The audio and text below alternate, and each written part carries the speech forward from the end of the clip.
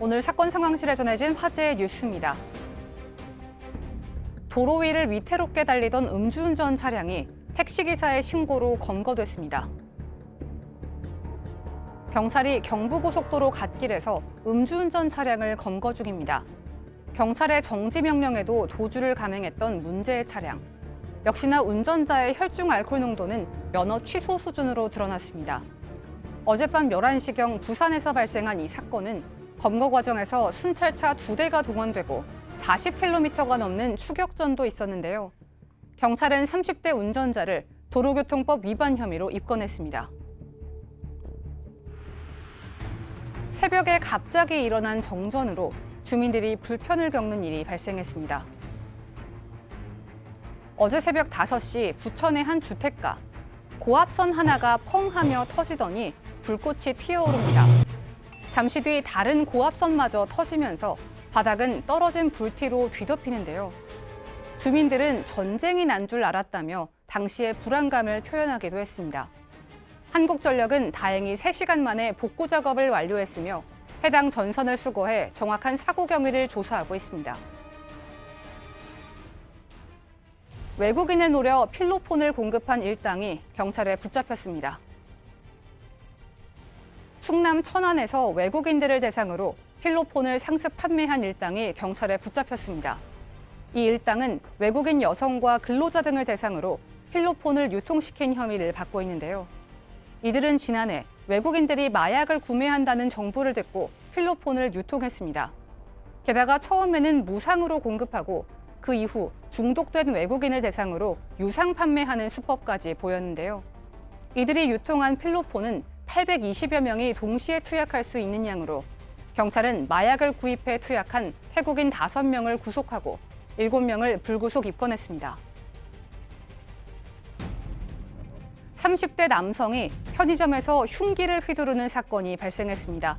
무슨 일이 있었던 걸까요?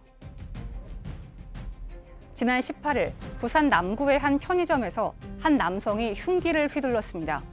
편의점에 있던 손님 2명과 아르바이트생 등 3명이 다쳤는데요. 알고 보니 10여 년째 조현병을 앓아온 이 남성. 최근 들어 약을 먹지 않자 어머니가 파출소에 도움을 요청한 것으로 드러났는데요. 경찰은 이 남성을 특수상해 혐의로 입건한 뒤 상태가 좋아지면 범행 동기 등을 조사할 방침입니다. 지금까지 사건 상황실이었습니다.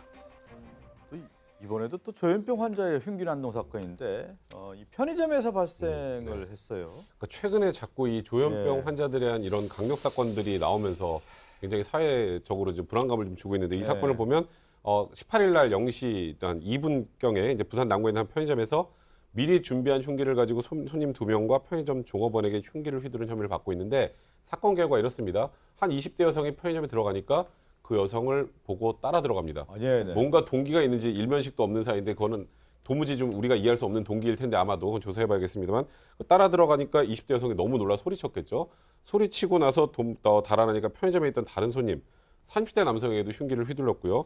이 30대 남성이 계산대 쪽으로 도망을 가니까 편의점 종업원도 흉기로 공격한 겁니다. 그래서 이 피해자 3명은 등, 손, 목 부위에 각각 상처를 입었습니다만 다행히 그래도 경상이라고 밝혀졌고요. 네. 일단 경찰은 행정적으로 이걸 할 수 있죠. 응급입원 조치를 할 수 있습니다. 그래서 일단 응급입원 조치를 했고 상태가 좀 호전이 돼야 이 사람이 왜 이런 범행을 저질렀는지 동기 등을 조사할 수 있을 것 같습니다. 그런데 저 편의점 저희가 뭐 사진으로 좀 보여드리고 있지만 저 당시에 있었던 사람들 같은 경우는 저렇게 막 흉기 두르면 얼마나 공포에 떨었겠습니까? 근데 이 조현병 환자 같은 경우는 과거에 이런 어떤 전력이 또 있었다면서요? 예, 앞서서 한 10여 년 조현병을 앓았다라고 설명이 나왔습니다. 일단 병원에서 진단을 받은 건 4년 전인 것으로 알려져 있고요. 근데 좀 약간 중증이었던 것 같습니다. 그러다 보니까 병원에 입원할 정도의 심각한 조현병이었었고 실제 살고 있는 이 관할 정신보건센터와 경찰에서 이 남성을 보호 조치를 하고 있는 관리를 하고 있는 상황이었었는데 어머니가 이 사고가 있기 며칠 전에 경찰에 이야기를 한 거예요. 약을 안 먹는다. 우리 아들 약을 안 먹어서 불안하다. 무슨 일이 벌어질 수 있을 것 같다. 그러니까